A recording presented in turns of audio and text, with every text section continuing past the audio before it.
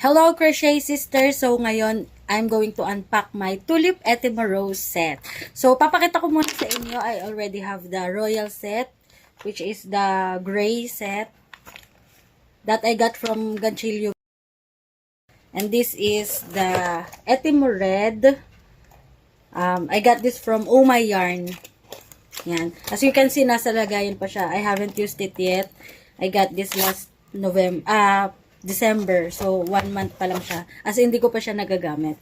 So, ngayon, dumating na yung aking Tulip Ephemerose set. We're going to unpack it. But, I already have the complete set from 2mm to 6mm na Tulip Ephemerose. Ayan. I also have this 3-piece set na may small pouch. Kaya lang, gusto ko talaga yung malaki yung pouch. So, I'm thinking if I'm going to sell this. I got this from Aneka sa Shopee. Binibili ko lang pa isa-isang piraso every time na nagsisale sila hanggang sa nakumpleto ko. So, ngayon, i-unpack na natin. Actually, nagunting ko na siya kanina. Tapos, naisip ko, shit. Kailangan i-video natin eh. Ayan na! Ang ganda niya.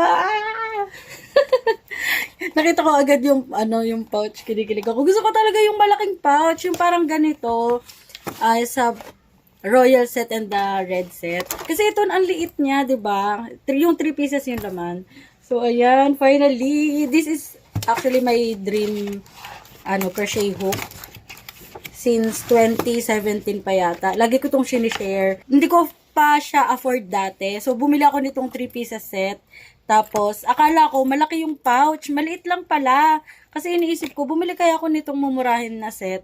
Kasi 1,700 to eh. Tapos, 3 pieces na yung laman. Akala ko, malaki yung pouch. Tapos, plano ko na bumili na lang ng paisa-isa hanggang makumpleto ko. Kaya lang nga, ayun nga, maliit yung pouch. So, ayan na, open na natin. Ang ganda. Ang ganda. Ang ganda. Oh my God.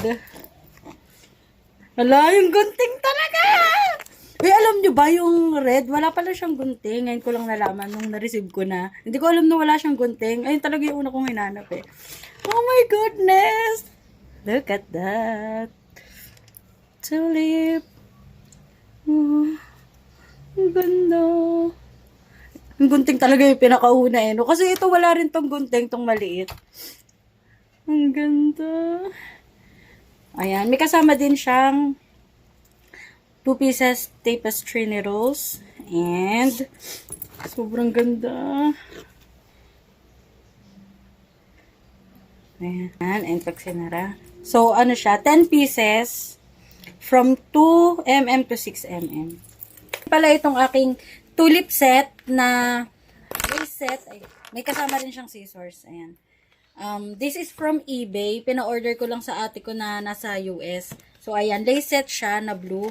Medyo marumi na yung kanyang pouch kasi nakatambak. Hindi ko kasi siya nagagamit. So, ayan. Share ko lang.